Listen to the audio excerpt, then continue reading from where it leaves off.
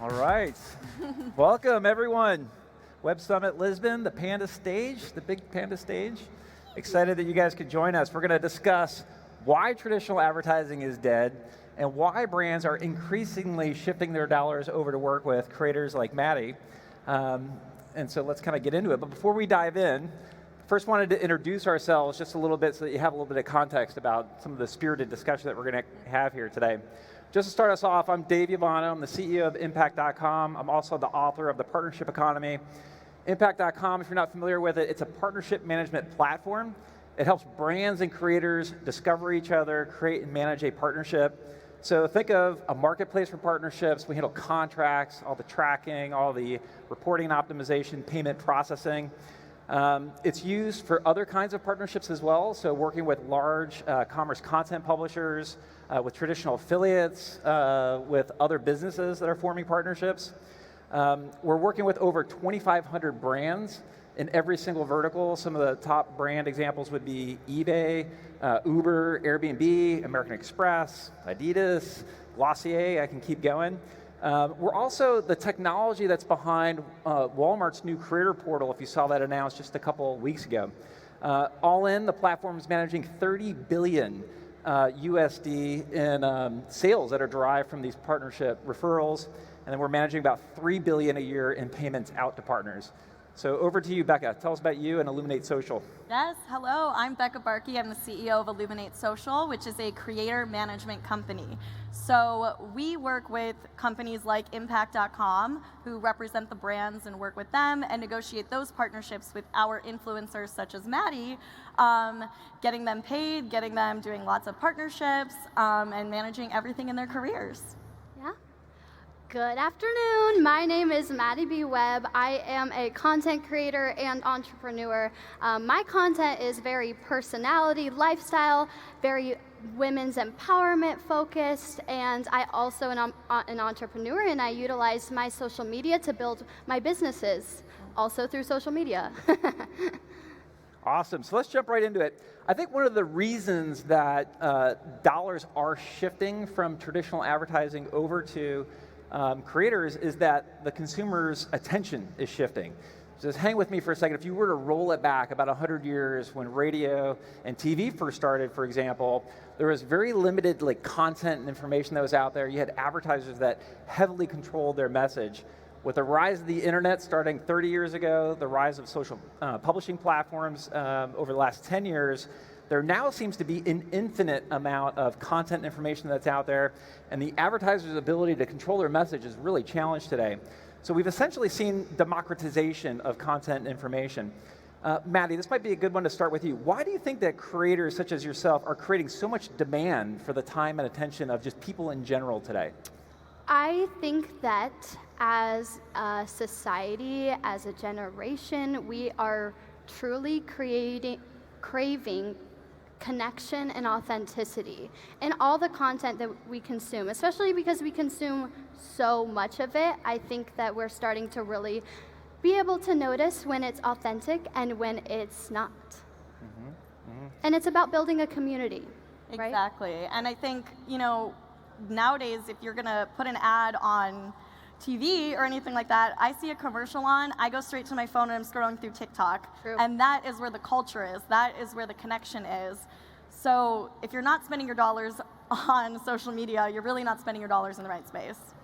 Yeah, I think I would just add to that, just as a consumer, what I see is, there, to your point, Madi, a very strong connection between society, people, and creators like yourself. They see your face. They form a relationship with you. They believe you. You don't get that in the form of traditional content or advertising. There's a connection there that I think is unique. Exactly. Yeah, it helps build that authenticity between you and your following. And trust, Yeah, right? exactly. Building the trust with your community. Yeah, I think if you really look at it, there's three main reasons why people go online. They're looking for entertainment, they're looking for relationships with people, and they're looking for information. They're certainly not going online for ads.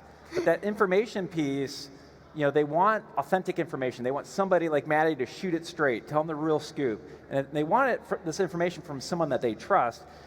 But now increasingly, I think that may have started with entertainment, type of content, but increasingly there's the content that's being created is about brands and products and other information.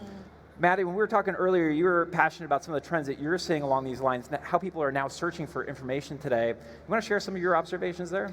I mean, we were talking backstage about how this is my first time in Portugal, in Europe at all, and I told you I have not Googled what to do in Portugal one time, but I've looked it up on TikTok about 10 times, and I have a whole collection, Lisbon, Portugal, on my TikTok. Went to one of those restaurants the other night. Yeah, we did. I found us a restaurant from TikTok. But yeah, that's where I'm going, so I know that's where all, my peers are also looking. Right. And they're looking, it's interesting, because when I'm going to that restaurant, I was filming the whole time knowing that people are going to start search that and see my video pop up next. Yep.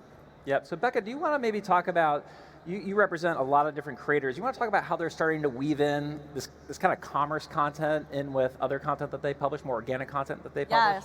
Yes. First and foremost, we want our creators to really show their lifestyle. We feel like TikTok really gave birth to that everyday influencer. It wasn't just this luxury lifestyle person who travels all over the country and wears designer clothes. We now saw people like us that are real, genuine content creators, very attainable, relatable.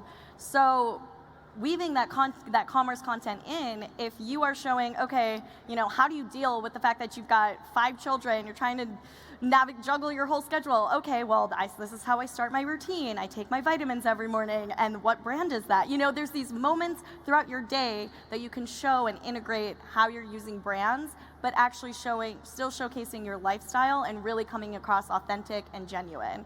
So if brands are weaving into that conversation, that's just going to ultimately lead to more trust with the consumer and the intent to purchase then. Yeah. I completely agree. Yeah, so Madi, as a creator, how do you strike that balance then between publishing what you believe to be organic content, that strong connection with your audience, and forming partnerships with brands now and kind of weaving their message into your content? How do you strike that balance? Well, because you got to make money, right? Right, there is a business here. exactly. I mean, I think we were talking a little bit about how being selective as a creator is such a privilege now, because at the beginning of my career, of course I wanted to work with the brands that I was literally using every day. I had to work up to that point, and the more influence that you have, the more selective that you can be. So now that I'm at a certain point in my career, I am only interested in working with brands that I genuinely use every day, or I love the product, or maybe it's a new product to me, but it's life-changing to me in some way. But it has to integrate into my lifestyle, and that also makes creating that content so much more authentic for me. I don't want to live a life where I'm dreading filming this ad anymore. Like I lived that life for a short amount of time, but I don't want to live like that. I want to be like posted up in my bathroom brushing my teeth, and I'm like, this is the best bamboo toothbrush I have ever used, and that's the truth. I was using it before they paid me, and now I'm telling you about it because dollar bills. Yeah, being the cheesy salesperson. Plus, you're going to see it show up in the comments. People are going to unsubscribe. Exactly. You're going to kind of lose that relationship that you've essentially built up. Right. I mean, Becca, what are you seeing there? Like a little bit more about how, creators and brands are kind of like still maintaining. Does that mean that you turn deals down, for example? Absolutely. And, I think the panel that was up here earlier where they were talking about, diversity and inclusion in the space, we're thinking about that on the brand side too. So when we're looking at a brand, is there a social impact we need to think about? We're looking at every piece of this brand to see if it's going to align with our influencers and the creators that are going to promote that brand. On the flip side, we do want them to be authentic, so it should be a product that they're using. And I think creators do have a difficulty of getting to that point. At first, they kind of, again, just want to take every ad, every partnership they possibly can. But then how do you get to that point where you are actually working with partnerships that feel genuine and authentic to you? Yeah, so now we're getting into the business and the process side of how brands are working with creators, and it's not at all like your traditional advertising sort of workflow where you put $1 into the coin-operated ad machine and you get a click back. You put $1 million in and get either 1 million clicks back or impressions. The workflow with creators is very different. Madi, you talked about that one blip in time where maybe you gave up on some of the brands that you would use just because you're getting your hustle on, getting started. I'm imagining, but like in the beginning, when you were starting to form relationships with brands, what was that like? How did you decide what brands to go and pursue, or did they pursue you? And just talk a little bit about how your collaboration started as a creator.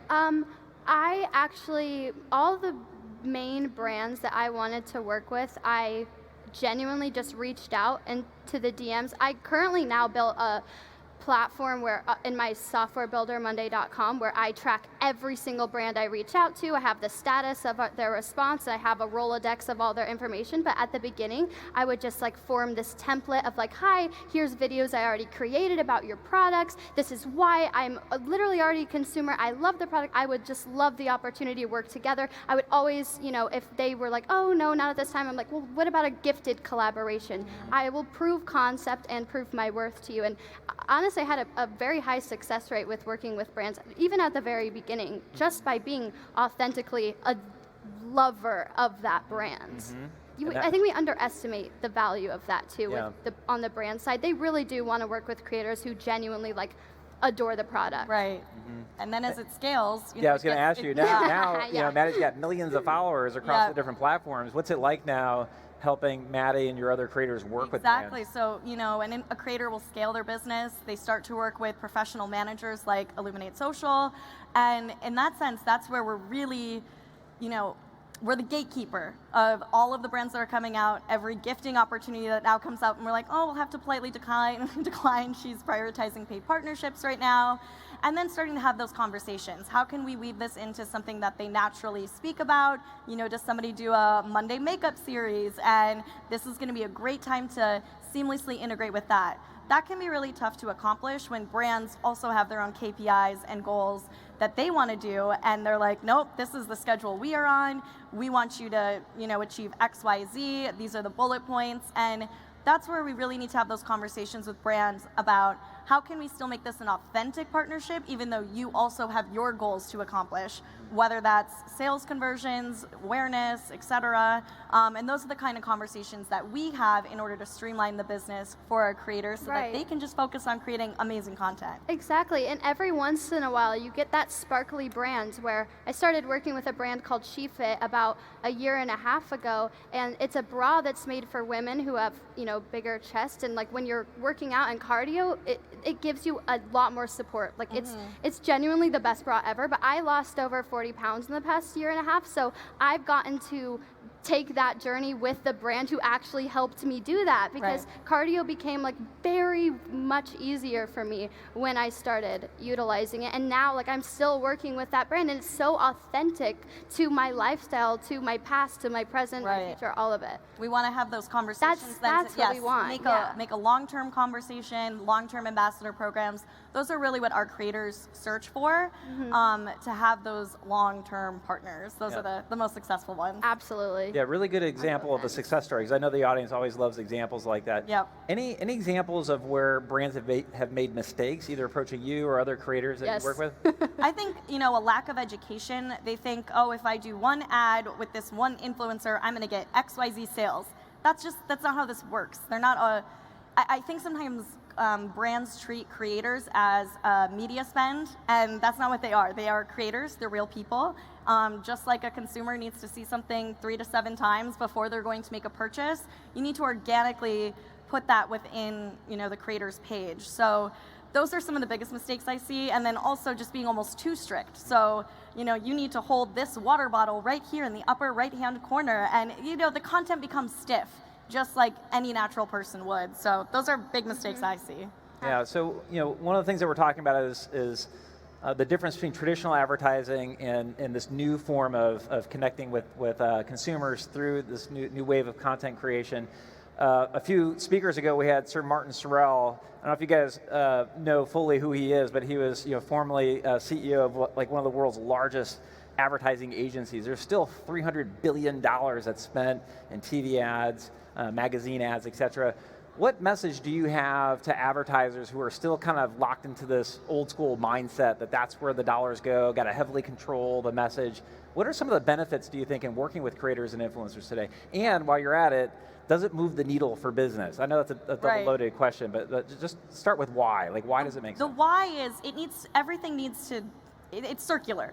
Everything needs to come together. Think of that consumer funnel, okay? So if you're going to reach them on a billboard ad, on TV, then also get to their social media screen. So you want to touch everything. It's all about that storytelling. But the fact that you get to work with creators is somebody gets to see their real friend or a real person talking about that product. It's not just, Jennifer Lopez for L'Oreal or whatever the brands are that she works with, where somebody's like, oh, that's a celebrity. This is like that luxury kind of look. I want then to see a real person using this product and how it resonates with them. So it's all about creating that entire story around it. You can't just look at it as individual. It all needs to work together. Right. Hitting all ends of it. Exactly. It's something like you say, TV, billboards, social media. I've started to see brands take content creators like myself from TikTok and literally sprinkle them all around. So like, I want to be on a billboard, but like they'll put a content creator up on a billboard, put them in a commercial, true. and then now let them go elsewhere. Yeah, and then let them go rogue on TikTok with their own authentic content and talk about the product in their own way, Exactly. but then also utilize it in the more traditional ways. Yep. Yeah, I would layer on, if people aren't fully aware of the trends, like it's gotten very expensive to advertise online. It used to be $2, $3 CPM to advertise on Facebook. I think the latest averages I see now are like $14. I think there's a lot of consumerism at play. People are just buying a lot of stuff today. They like that dopamine hit when that package shows up on their doorstep, and there's a lot of choice of things to buy. I think it's getting harder for brands to kind of cut through and be relevant. So you need to work with creators that have that unique connection with their audience, that can speak to them in their own voice. We touched on authenticity, but I would go further to say that I think people today are buying with a lot of purpose. You were talking about this, Maddie. This might be a good one to bring up, like choosing brands that represent your values, because I think this is what today's consumer wants to understand. It's not transactional anymore. You used to go to a mattress shop and just sit on a couple beds, find the cheapest price, go home, and it would be delivered to your house. Now people are like buying organic products, and they want to understand how things are made.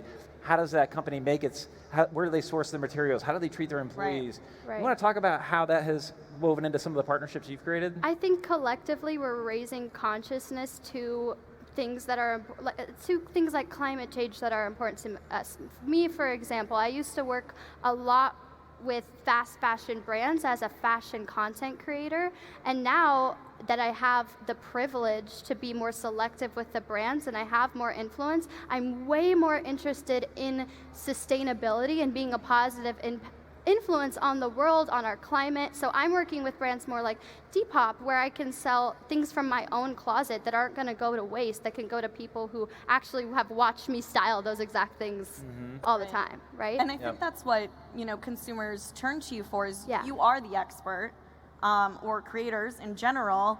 I don't want to have to do all these layers of research. You're just going to tell me this is the right brand to buy. It's not the consumer's job to do. Honestly, I was talking about this last night in our roundtable discussion, that it's not necessarily the consumer's job to go do all of this research. It's our job as people who have influence, like whether that's TV, advertisement, brand, whatever we're talking about. But speaking as me specifically as a content creator, I take the responsibility of being an influence so seriously, as we should. And so what I'm promoting, it's my job, right? It's my job to do that research and to make sure that I'm promoting products that are good, right? Yeah, and I think that buying with purpose, and they want to know every little bit about it. It's just so hard to get that through in a traditional ad. You know what I mean? Like with a campaign, you got to get the scoop, long form content. Exactly. And like with that connection. Almost like, let's be real, let's talk, let's lay back, let's chill and talk about this, and not get so formal about everything. Yeah. Absolutely. I think we're bored. We're super bored of perfect, polished, pretty. I would much rather see